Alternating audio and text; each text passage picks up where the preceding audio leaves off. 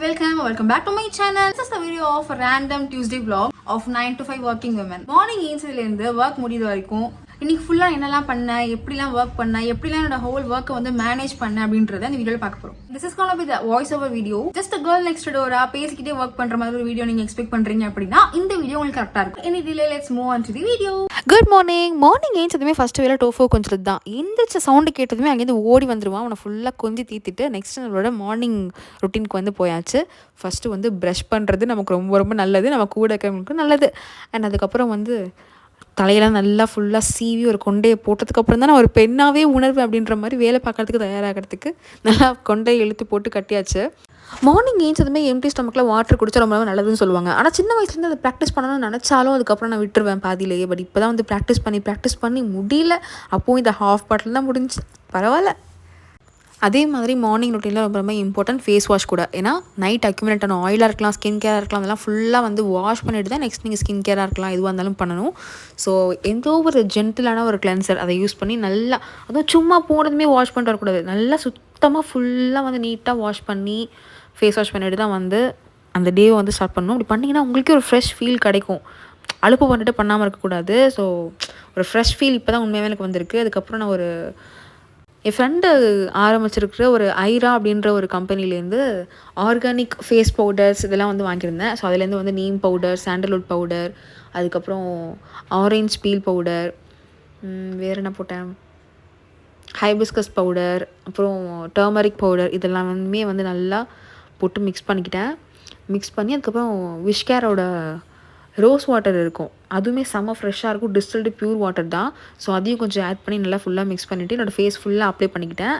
ஏன்னா நான் ஏன் அப்புறம் ஃபேஸ் வாஷ் பண்ணேன்னா, ஃபேஸ் வாஷ் பண்ணிட்டு பண்ணும்போது தான் நமக்கு நல்ல எஃபெக்ட் கிடைக்கும். அப்படியே சும்மா எந்திரிச்சதுமே போட்டு அப்புறமா ஃபேஸ் வாஷ் பண்ணக்கூடாது.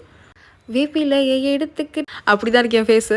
அப்புறம் அகெயின் எனக்கு ஒரு இம்பார்ட்டன்ட் ஒர்க் ஸ்டார்ட் ஆகிடுச்சு. என்னடா இப்படி மூஞ்சிலலாம் ஃபுல்லாக இப்படி பண்ணிட்டு உட்காந்துட்ருக்கோம், எனக்கு குளிக்கல, அதுக்குள்ளேயே வேலை ஸ்டார்ட் ஆகிடுச்சு அப்படின்னு சொல்லிட்டு போயிட்டு ஒரு இம்பார்ட்டண்ட்டாக அனுப்ப வேண்டிய மெயில் இதெல்லாம் வந்து யாருக்கு சென்ட் பண்ணணும், அதெல்லாம் கொஞ்சம் சென்ட் பண்ணிவிட்டு ஓரளவுக்கு மேனேஜ் பண்ணுற அளவுக்கு அதெல்லாம் பண்ணி முடிச்சுட்டு வந்து ஒர்க் பண்ணலாம் அப்படின்னு சொல்லி பண்ணிகிட்டு இருந்தேன். பண்ண அப்படியே ராமரோட வாள் மாதிரி இழுத்துக்கிட்டே போயிட்டுருக்கு. எப்படா முடிப்பீங்க அப்படின்ற மாதிரி தான் இருந்தது. ஸோ என்னால் எவ்வளோ ஃபாஸ்ட்டாக முடிக்க முடியுமோ அவ்வளோ ஃபாஸ்ட்டாக முடிச்சுட்டு ஒரு வழியாக எந்திரிச்சிட்டேன். என்னோடய ஒர்க் பிளேஸ் பக்கத்துலேயே தான் வந்து ஒரு விண்டோ இருக்கும். செம்மையாக ஃபேஸில் காற்றடிக்குது. இது ஃபுல்லாக காஞ்சும் போயிடுச்சு, செம்மையாக காற்றடிக்குது. அந்த பிளேஸ் எப்படி இருக்குது பாருங்களேன்.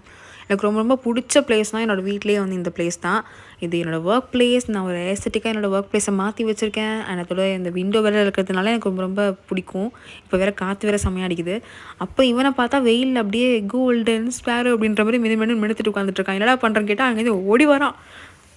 மார்னிங்கே மிஷினில் துணிலாம் போட்டேன். ஸோ அதெல்லாம் வந்து காய வச்சுட்டு இருக்கும்போது இவன் பண்ணுற வேலையை பார்த்தீங்களா, குதின்னு குதிச்சு அந்த துணியெலாம் எடுத்துகிட்டு இருக்கான்.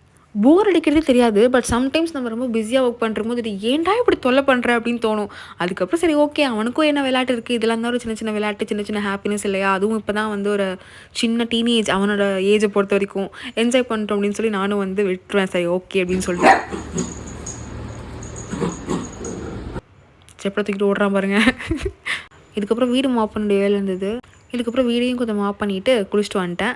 அகெயின் பார்த்தீங்கன்னா இன்னொரு முக்கியமான ஒரு ஒர்க் வந்து அலாட் ஆகிடுச்சு. ஸோ அதை வந்து பண்ண போயிட்டேன். ஸோ எவ்வளோ ஃபாஸ்ட்டாக முடிக்க முடியுமோ அதையும் வந்து முடிச்சுட்டு எதெல்லாம் சென்ட் பண்ணணும், யாருக்கு சென்ட் பண்ணணும், எதெல்லாம் ரொம்ப ரொம்ப முக்கியமானதுன்னு பார்த்து டாஸ்க்கெலாம் ஒரு ப்ரையாரிட்டி வைஸ் இது ஃபஸ்ட்டு இது செகண்டுன்னு சொல்லி நானே வந்து அலோகேட் பண்ணிக்கிட்டு, அதுக்கப்புறம் நான் ஒருத்தவங்களுக்கு ஒர்க் கொடுக்க வேண்டியிருக்குன்னா அவங்களுக்கு ஒர்க்கெல்லாம் வாங்கி என்ன பண்ணுங்க அப்படின்னு சொல்லி கேட்டு நான் பண்ண வேண்டிய ஒர்க்கெலாம் முடிச்சுட்டு கடைசியாக வந்து என்னோடய ஸ்கின் கேரை ஸ்டார்ட் பண்ணிட்டேன். ஸோ ஸ்னெயில் மியூசியம் தான் ஃபஸ்ட் நான் அப்ளை பண்ணுறேன். அதுக்கப்புறம் வந்து விஷ்கேரோட ரோஸ் வாட்டர் இருக்குல்ல, அது ஃபேஸில் வந்து நல்லா அப்ளை பண்ணிக்கிறேன். செம்மையாக இருக்கும், ஃப்ரெஷ் ஃபீல் இருக்கும். அதுக்கப்புறம் நான் வந்து சமைக்க போயிட்டேன். இன்றைக்கி நான் சமைக்க போகிறது என்ன அப்படின்னா, முருங்கைக்கீரை சாம்பார் தான் வைக்க போகிறேன். சிட்டியில் ஹைதராபாத்தில் முருங்கைக்கீரைலாம் கிடைக்கிறதே இல்லைங்க. நான் வந்து ஜெப்டோவில் ஒரு தடவை ட்ரை பண்ணி பார்க்கும்போது பார்த்தா முருங்கைக்கீரை இருந்தது. நான் ஆக்சுவலி ரொம்ப நாள் ட்ரை பண்ணிகிட்டு இருந்தேன், அப்போல்லாம் இல்லை. பட் ரீசெண்டாக ஒரு 1 மந்த்தாக வந்து வருது. ஓகே, காட் கிரேஸ் அப்படின்னு சொல்லிட்டு அதுதான் வந்து அடிக்கடி வாங்கி சமைச்சிட்ருக்கேன். ஓகே, ரொம்ப ஃப்ரெஷ்ஷாக இருக்குன்னு சொல்ல முடியாது, பட் மாடரேட்டாக தான் இருக்குது. ஓகே தான், மேனேஜ் பண்ணிக்க முடியும். நம்ம இப்போ இருக்கிற லைஃப் ஸ்டைலுக்குலாம் வந்து ஏதோ ஒரு வகையில் நம்ம ஏதோ ஒரு ஹெல்தி ஃபுட் நமக்கு தெரியுது அப்படின்னா அதை எடுத்துக்கணும். சும்மா இந்த ஃபாரின் கண்ட்ரிஸ் பார்த்துட்டு மியூஸ்லி, ஓட்ஸ் இது மட்டும் சாப்பிட்டு தான் நம்ம வளரணும்னு அவசியம் இல்லை. நம்ம சாப்பிட்ற ரவாலையும், நம்ம சாப்பிட்ற இந்த மாதிரி முருங்கைக்கீரையிலையும் இதுலேயுமே நமக்கு கிடைக்க வேண்டிய அயன்ஸ் எல்லாம் இருக்குது. இதையும் சொல்லுவாங்க, நீங்கள் இதெல்லாம் எடுக்க வேண்டிய அயன்ஸ் வந்து உங்களுக்கு ஃபுல்லாக உங்களுக்கு கொடுக்க வேண்டிய சத்து கொடுக்காதுன்னு சொல்லி. இதுதான் இத்தனை நாள் சாப்பிட்ருக்காங்கல்ல, அட்லீஸ்ட் நம்ம அப்படிலாம் பண்ணுறதுக்கு நம்மளோட ஓன் வேலை நம்மளால் ஈஸியாக என்ன பண்ணிக்க முடியுமோ அட்லீஸ்ட் டே டு டே லைஃப்பில் கொஞ்சம் கொஞ்சமாக நமக்கு தேவையான நியூட்ரிஷன்ஸ் என்ன எடுக்க முடியுமோ அதெல்லாம் எடுத்துக்கிறது பெட்டர்னு நான் சொல்லுவேன். அண்ட் இந்த முருங்கைக்கீரை சாம்பாரோட ரெசிபி வந்து நான் ஷார்ட்ஸில் கொடுத்துருப்பேன் பாருங்கள். ஏன்னா என்ன மாதிரி பார்க்காம சமைச்சு ஒரு தடவை என்ன பண்ணேன்னா முருங்கைக்கீரையை ஃபஸ்ட்டே குக்கரில் போட்டு வேக வச்சு செம்மையாக கசந்து போயிடுச்சு சாம்பாரெல்லாம். ஸோ முருங்கைக்கீரை வந்து சமைக்கும் போது எப்பவுமே சாம்பார்லாம் வச்சு முடிச்சுட்டு இறக்க போகிறதுக்கு முன்னாடி இந்த கொரியாண்டர் லீவ்ஸ் போடுவோம்ல அந்த மாதிரி முருங்கைக்கீரையை போட்டு ஒரு 2 மினிட்ஸ் இல்லை ஒரு 3 மினிட்ஸ் எல்லாம் கொதிச்சதுக்கப்புறம் அதை ஆஃப் பண்ணி வச்சுருங்க. அப்புறம் உள்ளே அது வெந்துடும். அப்போ தான் வந்து கரெக்டான ஒரு பதத்துக்கு இருக்கும். அதுக்கு முன்னாடி நீங்கள் பண்ணிட்டீங்கன்னா அப்புறம் வந்து சங்கு தான், அதை ஒரு வாய் கூட வைக்க முடியாது, அவ்வளோ கசப்பாக இருக்கும். அண்ட் அதுக்கு நான் சைட் டிஷ்ஷாக வந்து பொட்டேட்டோ ஃப்ரை பண்ணிக்க போகிறேன். இப்போ தானே ஹெல்த்தை பற்றி பேசினேன். அப்படின்னா வெளியே போய் நான் பீஸா பர்கர்னு ஆர்டர் பண்ணி சாப்பிடல, வீட்டில் தானே சமைச்சு சாப்பிட்றேன், அதுவே ஓகே தான். இருந்தாலும் பொட்டேட்டோலையுமே நமக்கு தேவையான அளவு ஏதோ ஒரு விஷயம் இருக்கும். அது ஃபேட்டாக இருக்கலாம், கார்போஹைட்ரேட்டாக இருக்கலாம், அதுவுமே தேவை தான். சுத்தமாக அவாய்ட் பண்ணணும்ல அவசியம் இல்லை. ஸோ எங்கள் அம்மா பண்ணுற ஸ்டைலில் வந்து கடுகு, உளுத்தம்பருப்பு, கரி லீவ்ஸ் அதெல்லாம் போட்டு ஆட் பண்ணி தான் வந்து பொட்டேட்டோ ஃப்ரை பண்ணியிருக்கேன். ஸோ எனிவேஸ் அதுலேயுமே இப்போ கரி லீவ்ஸ்லாம் ஆட் பண்ணிருக்கிறதுனால ஸ்ட்ரென்த்து தான் அப்படின்னு சொல்லி நானே என் மனசு தேர்த்திக்கிட்டேன். ஏதோ ஒரு விஷயம் ஸ்ட்ரென்த்தை சாப்பிடும்போது நமக்கு பிடிச்ச விஷயத்த அடிஷ்னலாக ஆட் பண்ணுறது தப்பு கிடையாது. ஸோ இதெல்லாம் வந்துட்டு இருக்க டைம்லேயே நான் வந்து சாம்பாருக்கு தாளிக்க வேண்டிய திங்ஸ்லாம் ரெடி பண்ணி வச்சுட்டேன். கடுகு, உளுத்தம்பருப்பு, இந்த ரெட் சில்லி, கரி லீவ்ஸ் இதெல்லாம் பண்ணிவிட்டு கீயும் வந்து நான் உருக்கி வச்சுட்டேன். அது சாம்பார் சவுண்டு விசில் வந்ததுக்கப்புறமே பருப்பு இதை போட்டு நம்ம தாளிச்சிட வேண்டியதான். அந்த கேப்பில் வந்து இந்த பொட்டேட்டோவையும் அப்பப்போ தொடர்ந்து நம்ம ட்ரை பண்ணிகிட்டு இருக்கணும். அப்படி இல்லைனா அப்புறம் இது கரைஞ்சி போயிடுச்சுன்னா அவ்வளோதான், ஞாபகம் வச்சுக்கணும். எனக்கு கீனா ரொம்ப பிடிக்குன்றதுனால அது உருக்கி வச்சதுமே எனக்கு எதுலையாச்சும் ஆட் பண்ணுன்னு இருந்தது. அதை வந்து நான் அந்த பொட்டேட்டோட ஆட் பண்ணிக்கிட்டேன். ஓகே தான், கீ தானே, ஆயில் யூஸ் பண்ணக்கூடாதுன்னு மட்டும் தான் முடிவு பண்ணியிருக்கேன். ஸோ பொட்டேட்டோ ஃப்ரை ரெடி ஆகிடுச்சு, சாம்பாரும் வந்து ரெடி ஆகிடுச்சு. அது பருப்பு வந்து வெந்துருச்சு. திரும்பவும் அந்த சாம்பார் வந்து கொதிக்க வச்சுட்டு அந்த சைடு கேப்பில் சாம்பார் வந்து தாளிக்க வேண்டியதெல்லாம் ரெடி பண்ணியாச்சு. ஆல்ரெடி ரெடியாக தானே இருக்குது எல்லாமே. ஜஸ்ட் இந்த வெசலை மட்டும் ஆன் பண்ணி வச்சுட்டு டக்குன்னு எல்லாத்தையும் போட்டு ஆட் பண்ண வேண்டியது தான்.